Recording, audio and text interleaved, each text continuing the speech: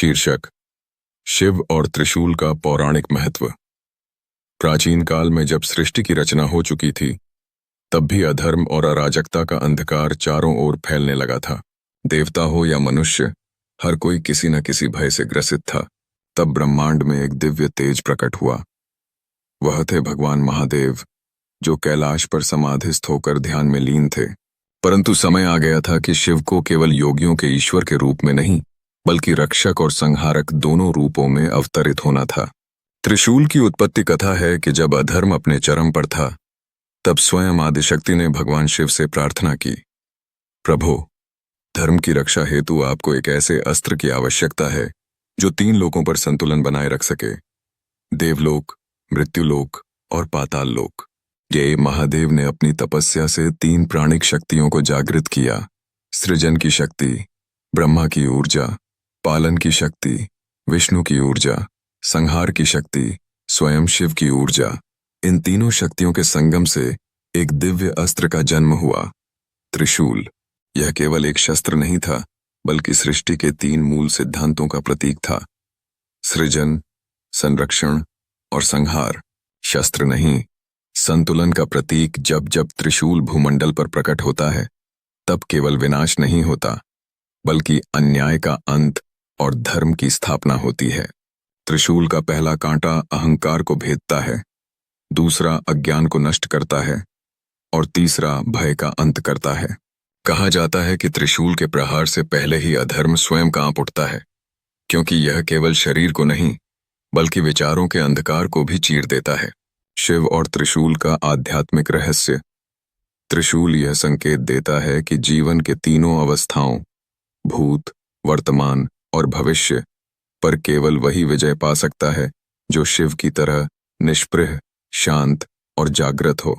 यह भी कहा जाता है कि जब साधक शिव का ध्यान करता है, तो उसे मन, बुद्धि और अहंकार के 3 दोषों को भेदना पड़ता है, और यही त्रिशूल का आंतरिक स्वरूप है। कहानी का संदेश। भगवान शिव का त्रिशूल केवल एक शस्त्र नहीं, यह एक घोषणा है कि जब धर्म खतरे में होगा, शिव मौन नहीं रहेंगे। वो उठेंगे और उनके त्रिशूल की गूंज से संपूर्ण ब्रह्मांड को नए नियम, नई दिशा और नया संतुलन मिलेगा। कथा का अगला अध्याय, त्रिशूल की पहली गर्जना। त्रिशूल के प्रकट होने के बाद संपूर्ण त्रिलोक में एक कंपन फैल गया। देवताओं ने राहत की सांस ली, परंतु अधर्म के प्रतीक ताड़कासुर ने इस दिव्य अस्त्र की आभा को देखकर क्रोध से गर्जना की। यह कौन है जो मुझे चुनौती देगा? मैं अमर हूं, कोई देवता, कोई मानव मेरा अंत नहीं कर सकता। तब आकाश में नील वर्ण का तेज फूटा और महादेव ने पहली बार अपने कर कमलों में त्रिशूल धारण किया। धरती कांपी, दिशाएं गूंज उठीं और एक दिव्य ध्वनि सुनाई दी, एयूएम त्र्यंबकम यजामहे। ताड़कासुर का अभिमान बनाम त्रिशूल का संकल्प। ताड़कासुर का अभिमान इतना प्रबल था कि उसने देवताओं के लोक पर आक्रमण कर दिया। देवताओं के अस्त्र उस पर बेअसर थे, क्योंकि उसे वरदान मिला था कि केवल शिव पुत्र ही उसका अंत कर सकता है। देवताओं ने विनती की, प्रभु, आपकी संतान ही इस अत्याचार का अंत कर सकती है। त्रिशूल को उसका पहला धर्म युद्ध मिलना चाहिए। महादेव ने समाधि तोड़ी, त्रिशूल को उठाया, लेकिन यह युद्ध शिव द्वारा नहीं, बल्कि उस ऊर्जा से होना था जो त्रिशूल की प्रेरणा से जन्म लेगी। कार्तिकेय का आगमन। त्रिशूल की ऊर्जा से जन्मा वीर कहता है कि जब महादेव ने त्रिशूल को आकाश में उठाया, तो उससे 3 अग्निशिखाएं निकलीं, और उन अग्निशिखाओं से उत्पन्न हुई दिव्य शक्ति से कार्तिकेय स्कंद का जन्म हुआ। त्रिशूल का पहला कांटा, युद्ध कौशल दूसरा कांटा, धर्म की रक्षा का संकल्प तीसरा कांटा, अहंकार विनाश की अग्नि। यही 3 शक्तियां कार्तिकेय के भीतर प्रवाहित हुईं और वे बने देवसेना के सेनापति। युद्ध का आह्वान। जब कार्तिकेय पहली बार युद्ध भूमि में पहुंचे, तो आकाश से शिव त्रिशूल को धरती की ओर निर्देशित कर रहे थे, मानो कह रहे हों, यह अस्त्र अब संहार नहीं, धर्म स्थापना का आरंभ करेगा। ताड़कासुर ने क्रोध में गरजते हुए चुनौती दी, अगर तुम्हारे पीछे शिव न होते तो तुम मेरे सामने खड़े भी न हो पाते। कार्तिकेय मुस्कुराए और बोले, त्रिशूल शिव के हाथ में हो तो संहार होता है, पर जब इसका संकल्प किसी धर्मयोद्धा में समा जाए तो इतिहास बदलता है।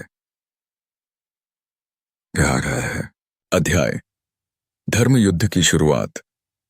देवलोक की सीमाओं पर ताड़कासुर की सेना गरज रही थी। आसमान धुएं और अग्नि से भर चुका था। उसी क्षण कार्तिकेय अपने दिव्य वाहन मयूर मोर पर आरूढ़ हुए। उनकी आंखों में अग्नि थी और उनके पीछे खड़ा था त्रिशूल का अदृश्य संकल्प। देवताओं की ओर से शंखनाद हुआ, जय महादेव, जय स्कंद। ताड़कासुर हंसते हुए बोला, यह छोटा बालक मेरा अंत करेगा। देवताओं, तुमने तो युद्ध को मजाक बना दिया है। कार्तिकेय शांत स्वर में बोले, जो धर्म के लिए खड़ा हो उसमें बालक और वृद्ध का भेद नहीं होता। उसके पीछे महादेव की इच्छा और त्रिशूल का संकल्प होता है। त्रिशूल की ऊर्जा का प्रकट होना जैसे ही युद्ध आरंभ हुआ, कार्तिकेय ने अपना भाला उठाया, पर उसके पीछे त्रिशूल का तेज प्रकाश बनकर चल रहा था। यह केवल भाला नहीं था, यह शिव के त्रिशूल की पहली किरण का प्रतिरूप था। जैसे ही भाले ने आकाश को चीरते हुए वेग पकड़ा, वैसे ही देवताओं ने देखा, भाले के पीछे त्रिशूल की 3 धाराएं प्रकाश की तरह चल रही हैं। यह संकेत था कि त्रिशूल स्वयं युद्ध भूमि पर दृष्टि रखे हुए है। ताड़कासुर ने प्रहार किया, भूमि फटने लगी, लेकिन हर प्रहार के सामने कार्तिकेय अडिग रहे, क्योंकि त्रिशूल की तीसरी धार, भय का अंत, उनके भीतर जाग चुका था। निर्णायक क्षण ताड़कासुर ने आक्रोश में अपना अंतिम अस्त्र छोड़ा, एक अग्निबाण जो तीनों लोकों को भस्म कर सकता था। तभी आकाश से त्रिशूल की गड़गड़ाहट दोबारा सुनाई दी। कार्तिकेय ने उस बाण की ओर अपना भाला फेंका और वह भाला प्रकाश में बदलकर त्रिशूल की जय घोष करता हुआ आगे बढ़ा। एक ही प्रहार और ताड़कासुर का अंत हो गया। धरती पर देवताओं ने देखा, ताड़कासुर गिरा नहीं बल्कि प्रकाश में विलीन हो गया, क्योंकि त्रिशूल कभी केवल मारता नहीं, वह अज्ञान को भस्म कर आत्मा को मुक्ति देता है। विजय का अर्थ युद्ध के बाद कार्तिकेय ने शिव की ओर देखा। महादेव ने बस इतना कहा, जब त्रिशूल उठता है तो संहार भी होता है और मोक्ष भी। धर्म वही है जिसमें विनाश भी करुणा के साथ होता है। अध्याय त्रिशूल के 3 रहस्य जो केवल शिवगण जानते थे। ताड़कासुर का अंत हो चुका था। कार्तिकेय देवसेना के नायक बन चुके थे। देवताओं ने उत्सव मनाया, पर कार्तिकेय ने अपनी दृष्टि शिव पर टिका दी। पिता, यह युद्ध तो समाप्त हुआ, पर त्रिशूल के भीतर जो अग्नि मैंने महसूस की, उसका रहस्य क्या है? महादेव ने शांत नेत्रों से देखा, जैसे स्वयं कैलाश की शांति बोल उठी हो। पहला रहस्य, त्रिशूल केवल बाहरी शस्त्र नहीं, शिव बोले। त्रिशूल बाहर है, पर उसका वास्तविक रूप भीतर है। इसका पहला अंकुर मन को भेदता है, जहां इच्छाएं जन्म लेती हैं। दूसरा बुद्धि को छेदता है, जहां तर्क और भ्रम संघर्ष करते हैं। तीसरा अहंकार को तोड़ता है, जहां मैं होने का अभिमान पलता है। तो जब साधक इन तीनों को जीत ले, तभी वह त्रिशूल का धारक कहलाने योग्य होता है। दूसरा रहस्य, त्रिशूल प्रहार नहीं करता, जागृति कराता है। शिव ने हाथ उठाया और त्रिशूल धीरे धीरे चमकने लगा। उसकी प्रत्येक धारा में अग्नि नहीं, प्रकाश था। ताड़कासुर को मैंने नहीं मारा, उसके भीतर छिपी उस ऊर्जा को मुक्त किया जो अहंकार से बंधी थी। त्रिशूल कभी शत्रु को मारता नहीं, वह भीतर बैठे अज्ञान को भेद कर जीव को सत्य से मिलाता है। लेकिन देवता यह सुनकर स्तब्ध रह गए। त्रिशूल संहार का नहीं, ज्ञान का अस्त्र है। तीसरा रहस्य, त्रिशूल उठाना, शिव होना है।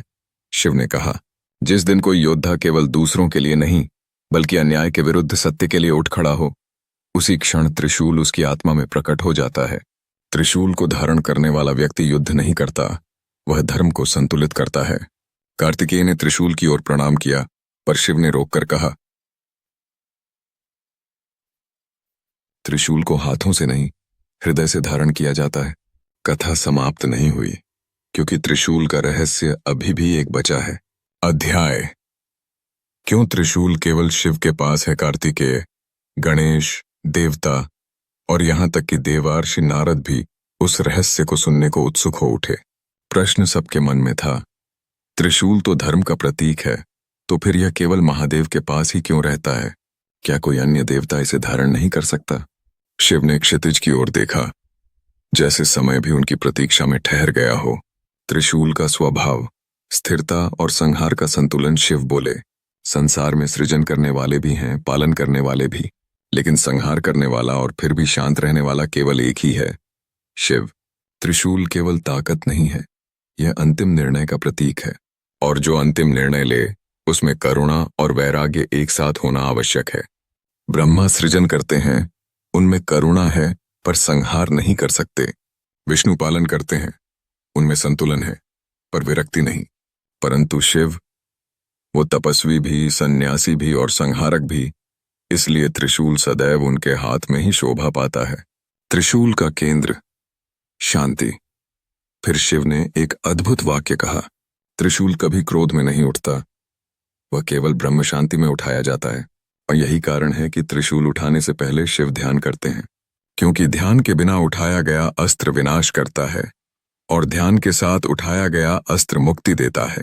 पार्वती का रहस्योद्घाटन तभी माता पार्वती प्रकट हुई और मुस्कुराकर बोली, शिव केवल इसलिए त्रिशूल के धारक हैं क्योंकि वे भावनाओं से परे होकर भी प्रेम का स्रोत हैं। उनका संहार हिंसा नहीं, अनंत करुणा का रूप है। ये देवताओं की आंखें भर आईं। त्रिशूल की अंतिम प्रतिज्ञा। शिव ने त्रिशूल को भूमि पर रखा और कहा, जब तक संसार में धर्म और अधर्म का संतुलन बना रहेगा, त्रिशूल मौन रहेगा। पर जब भी संतुलन टूटेगा, यह फिर उठेगा और तब संहार नहीं, सत्याग्रह होगा। अध्याय। जब त्रिशूल ने युगों की कसम खाई, त्रिशूल शांत था, कैलाश के शिखर पर स्थिर पड़ा था। हिमालय की ठंडी हवाएं उसे स्पर्श कर रही थीं, पर उसमें एक अद्भुत तप था, मौन तप। देवर्षि नारद ने हाथ जोड़कर पूछा, प्रभो, क्या त्रिशूल फिर कभी उठेगा? शिव ने हिम शिखरों की ओर दृष्टि की। उनकी आंखों में समूचे भविष्य का प्रतिबिंब चमक उठा। शिव का संकल्प, जब अधर्म सीमा पार करेगा, जब मनुष्य अपने ही मन का दास हो जाएगा, जब अहंकार धर्म का वेश धारण करेगा, जब न्याय बिक जाएगा और करुणा दुर्बल कहलाएगी, तब त्रिशूल फिर उठेगा। देवताओं ने प्रश्न किया, क्या तब भी आप युद्ध करेंगे? शिव ने धीरे से मुस्कुराया, वह युद्ध शस्त्रों से नहीं होगा, वह होगा चेतना के स्तर पर। तभी त्रिशूल से एक तेज प्रकाश उठा, जिसने भविष्य के कई महायुद्धों और धर्म संघर्षों की झलक दिखाई। हर युग में अधर्म अपनी नई रूपरेखा लेकर खड़ा होगा, कभी राक्षस रूप में, कभी अहंकारी राजा, और कभी मन के भीतर जन्मे लोभ, क्रोध और मोह के रूप में। और हर बार त्रिशूल केवल हाथ में नहीं उठेगा, वह जागृत आत्माओं में प्रकट होगा। आत्म त्रिशूल, भीतर का शस्त्र। शिव ने कहा, सच्चा साधक वही है जो त्रिशूल को बाहर नहीं, अपने भीतर खोज ले।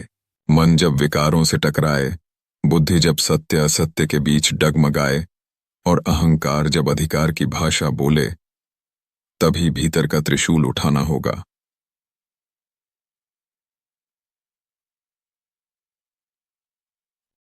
पार्वती का संदेश। शिवत्व हर हृदय में है। माता पार्वती बोली, हर व्यक्ति में शिवत्व सोया हुआ है। जब कोई अन्याय के विरुद्ध खड़ा होता है, जब कोई टूटे को संभालता है, जब कोई बिना स्वार्थ के धर्म का पक्ष लेता है, उसी क्षण उसका हृदय त्रिशूल का आसन बन जाता है। और इसी के साथ त्रिशूल ने मौन में युगों के लिए प्रतिज्ञा की, जब भक्ति और साहस मिलेंगे, तब मैं फिर उठूंगा। इस बार हथियार बनकर नहीं, जागृत चेतना बनकर। अध्याय। त्रिशूल की प्रतिज्ञा और कलयुग का संकेत। कैलाश पर सन्नाटा था। देवताओं की सभा समाप्त हो चुकी थी। कार्तिकेय और गणेश अपने आसन पर लौट चुके थे। केवल त्रिशूल, शिव और नंदी शेष थे। नंदी ने गहरी आंखों से शिव की ओर देखा और बोला, भोलेनाथ, क्या कलयुग में भी कोई ऐसा होगा जो त्रिशूल के आह्वान को सुन पाएगा? शिव ने हिमालय के पार दूर भविष्य को निहारते हुए कहा, कलयुग में युद्ध तलवारों से नहीं, विचारों से होगा। लोग धर्म को जानेंगे पर जिएंगे नहीं, शास्त्र पढ़े जाएंगे पर सत्य हृदय में नहीं उतरेगा। तब त्रिशूल उन लोगों को चुनेगा जो शोर नहीं, शौर्य से लड़ेंगे। कलयुग का अंधकार, शिव का पूर्व संकेत। शिव ने भविष्य में झांका, कितने ही लोग धर्म के नाम पर अहंकार करेंगे, कितने ही लोग न्याय के नाम पर वैमनस्य फैलाएंगे। मनुष्य ज्ञान रखेगा पर विवेक खो देगा। कलयुग में त्रिशूल किसी हाथ में नहीं आएगा, वह जागेगा उन हृदयों में जहां अभी भी करुणा और साहस जीवित होगा। त्रिशूल की मौन ध्वनि जो केवल साधक सुन पाएगा। शिव बोले, तुम तलवार का शोर सुन लोगे, पर त्रिशूल की ध्वनि केवल मौन में सुनाई देती है। जब कोई प्राणी भीतर से कहे अधर्म को सहना भी अधर्म है, उसी पल त्रिशूल उसकी आत्मा में अंकित हो जाएगा। तब वो में धर्म का दीप। शिव का अंतिम वचन। महादेव ने अंतिम वचन देते हुए कहा, जब भी कोई अकेले सत्य के लिए खड़ा होगा, समझना त्रिशूल उसके पीछे खड़ा है। वह दिखेगा नहीं, पर उसकी ऊर्जा, उसकी प्रतिज्ञा, उसकी धर्म ध्वजा उसी के भीतर धड़क रही होगी। वह त्रिशूल ने मौन प्रकाश छोड़ा, जैसे वह कैलाश से उठकर मानवों के हृदयों तक पहुंचने की यात्रा शुरू कर चुका हो।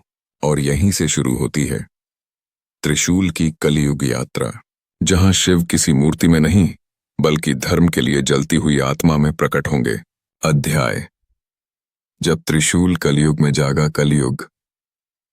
समय बदल चुका था। अब युद्ध भूमि कुरुक्षेत्र नहीं, मनुष्यों का अंतर्मन था। संसार में सूचना थी, पर ज्ञान नहीं। धर्म था, पर निष्ठा नहीं। मंदिर थे, पर भक्ति नहीं। एक छोटे से गांव में एक युवक रहता था, नाम आरव।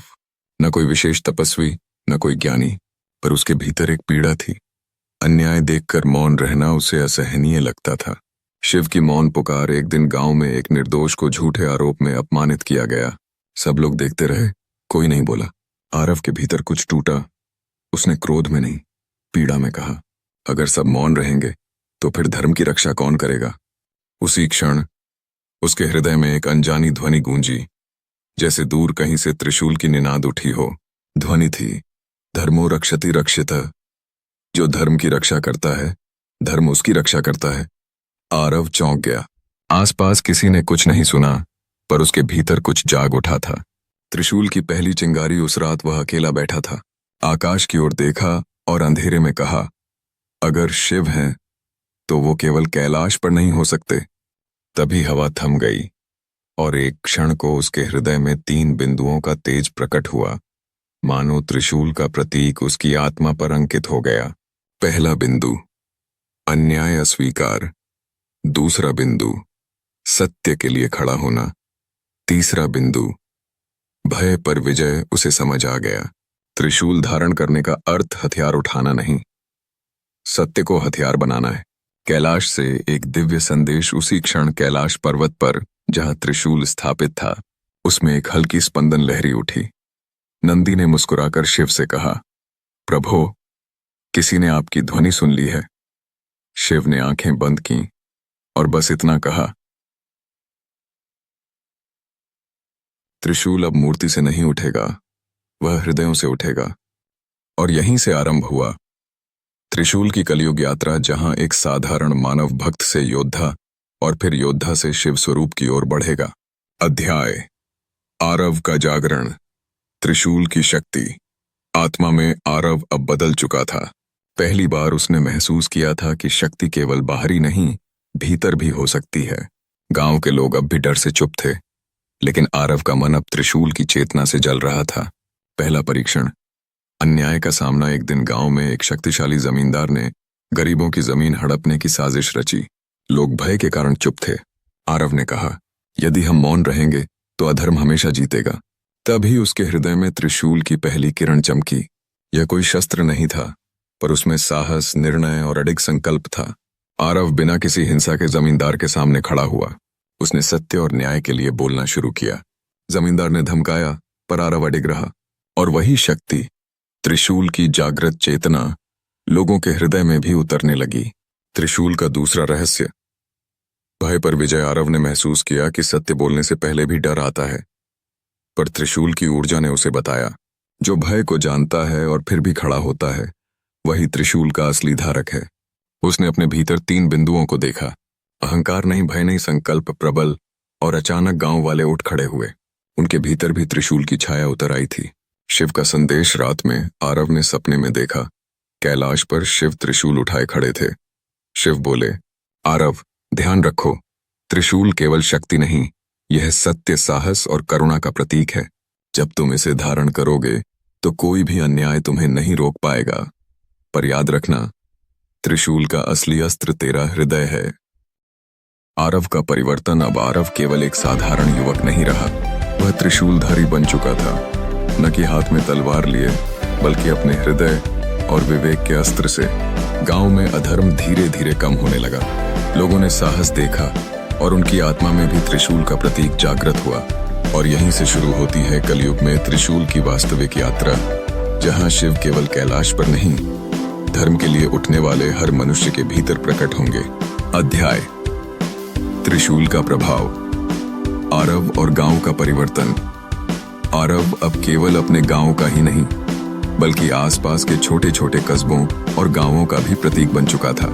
त्रिशूल की जागृत चेतना ने उसके भीतर साहस, विवेक और करुणा को इतना प्रबल बना दिया था कि लोग उसका मार्गदर्शन पाने के लिए दूर दूर से आते। गांव में परिवर्तन। पहले जहां लोग अन्याय और भ्रष्टाचार से डरते थे, अब वे एकजुट होकर खड़े होने लगे।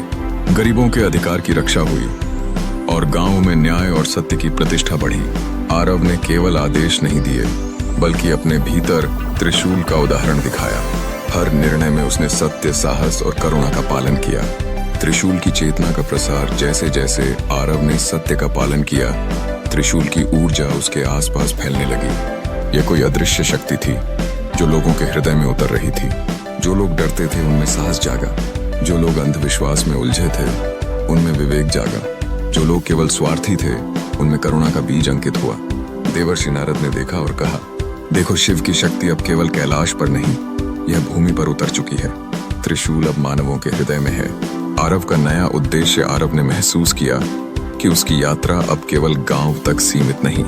त्रिशूल की ऊर्जा उसे कह रही थी, सत्य के लिए खड़े हो, और जिसे डर लगता है उसे साहस दो।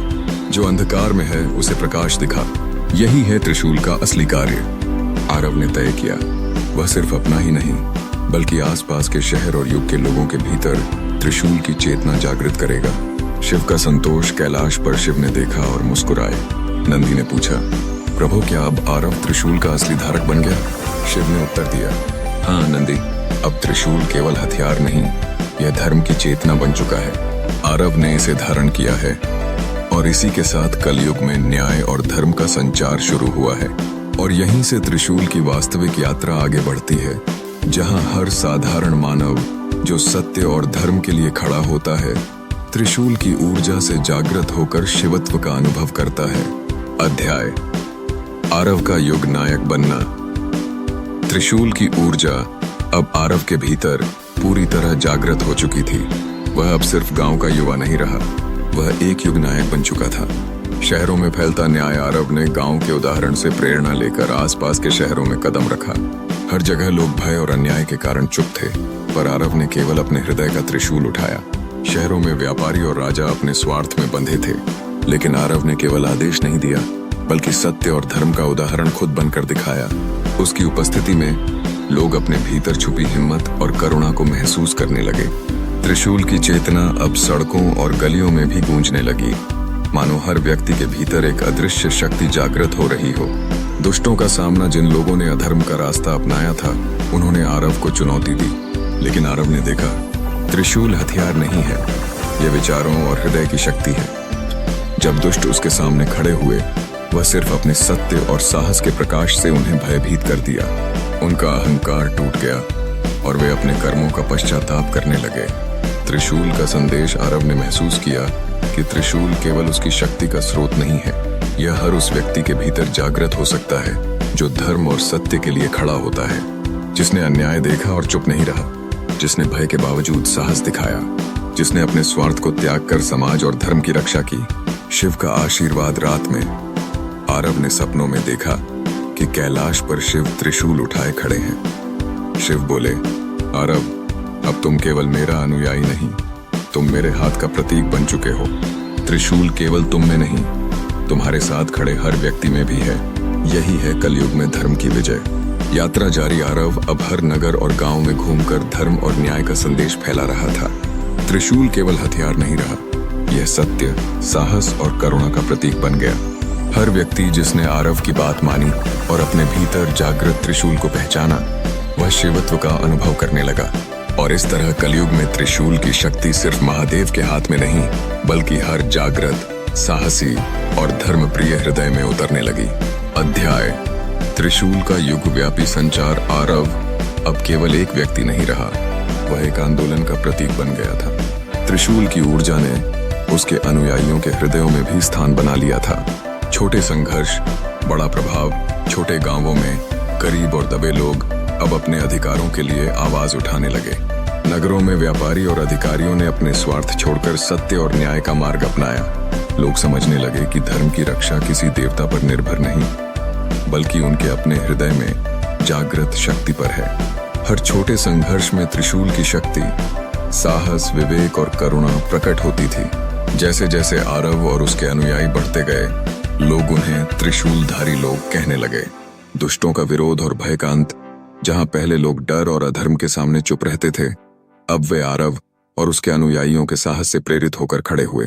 भ्रष्ट अधिकारी डर गए। अपराधी और तुच्छ अहंकारी भी समझने लगे कि सत्य और धर्म की शक्ति अजेय है। आरव ने केवल आदेश नहीं दिए, उसने हृदय से त्रिशूल की चेतना को हर व्यक्ति तक पहुंचाया। त्रिशूल की ऊर्जा का फैलाव।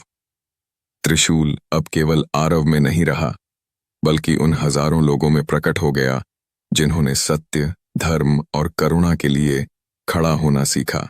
कैलाश पर शिव ने देखा और मुस्कुराए। नंदी ने पूछा, प्रभो, क्या त्रिशूल अब युगव्यापी हो गया? शिव ने उत्तर दिया, हाँ नंदी, अब त्रिशूल केवल मेरा नहीं, यह हर जागृत, साहसी और धर्मप्रिय हृदय में है। यही है कलयुग में धर्म की वास्तविक विजय। आरव की अंतिम परीक्षा। आरव जानता था कि यह केवल शुरुआत है। वह और उसके अनुयायी अब शहरों और प्रदेशों में संघर्ष करेंगे, पर त्रिशूल की चेतना हमेशा उनके भीतर बनी रहेगी। अंधकार चाहे जितना गहरा हो, हर जागृत हृदय त्रिशूल की तरह प्रकाश फैलाएगा। यही शिवत्व और त्रिशूल का असली संदेश है। और इस तरह कलयुग में त्रिशूल का प्रभाव केवल महादेव तक सीमित नहीं रहा, बल्कि हर धर्मप्रिय, साहसी और करुणामय व्यक्ति के भीतर प्रवेश कर गया।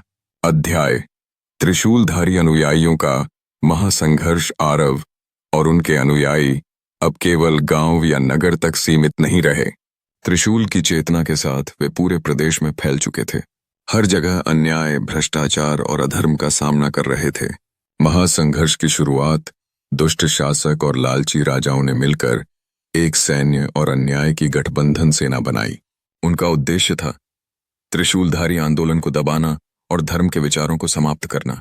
पर आरव और उनके अनुयायी डरने वाले नहीं थे।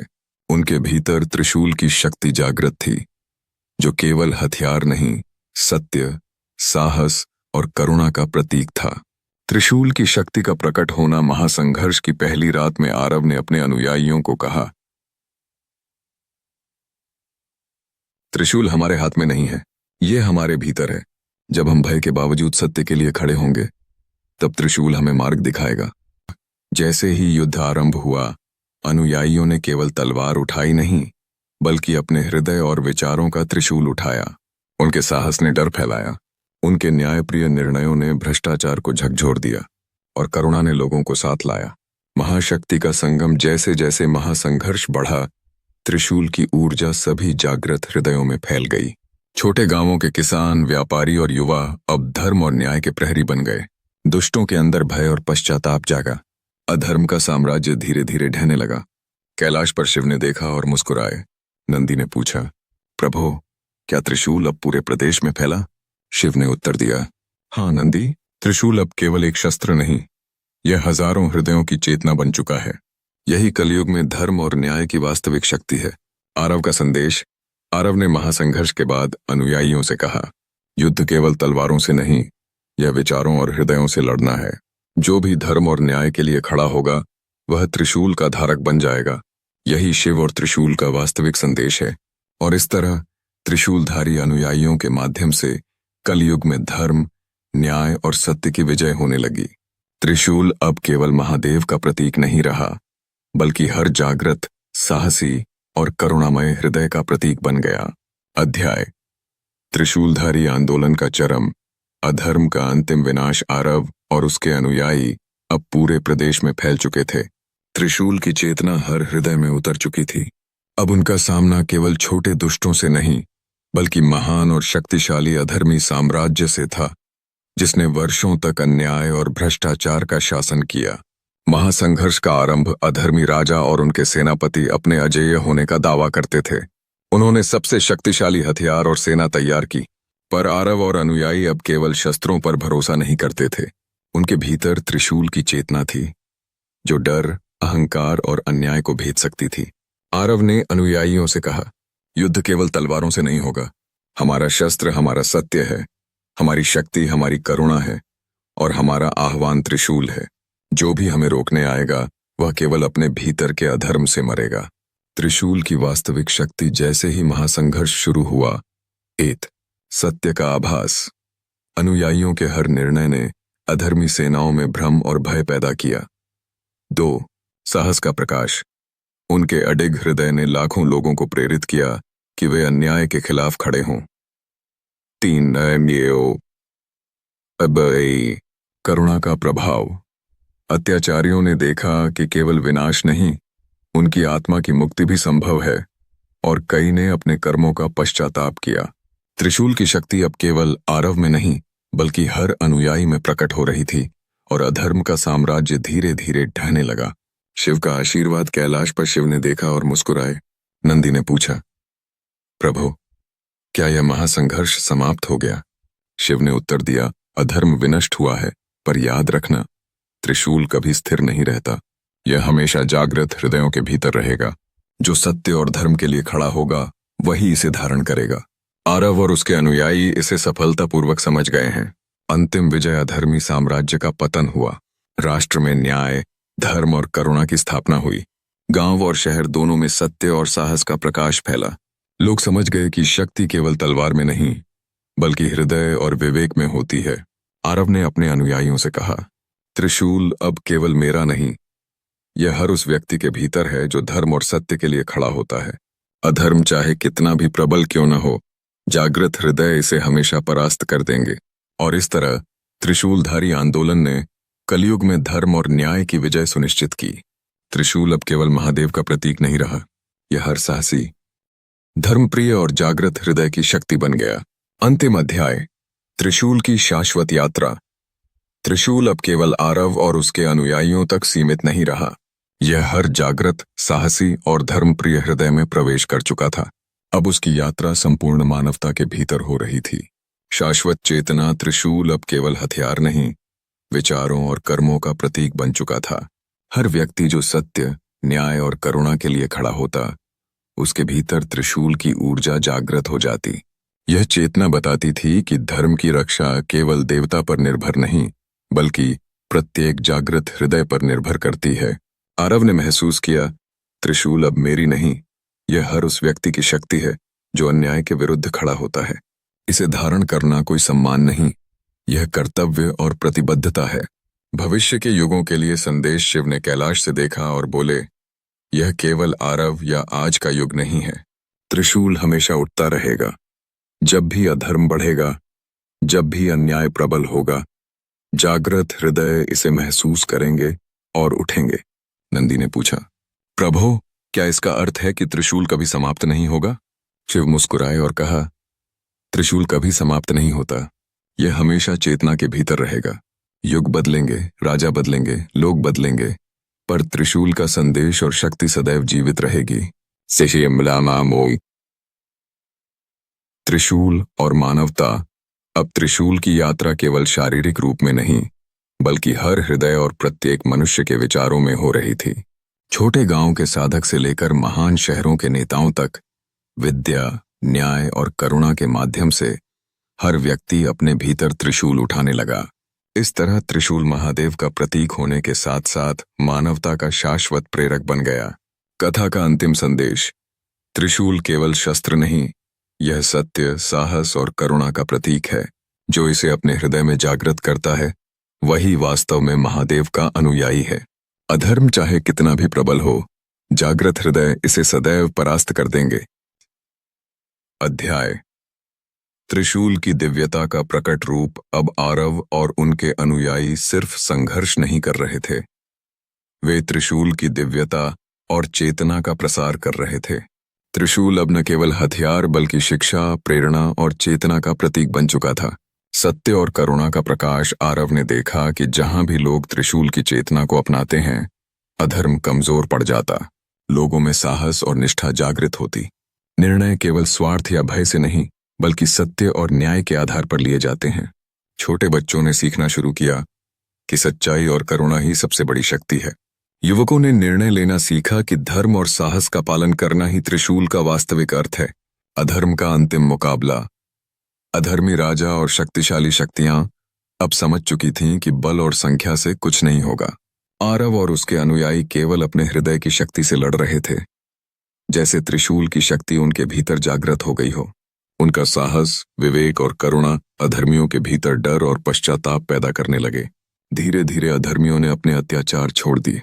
पूरे प्रदेश में न्याय और धर्म की स्थापना हुई।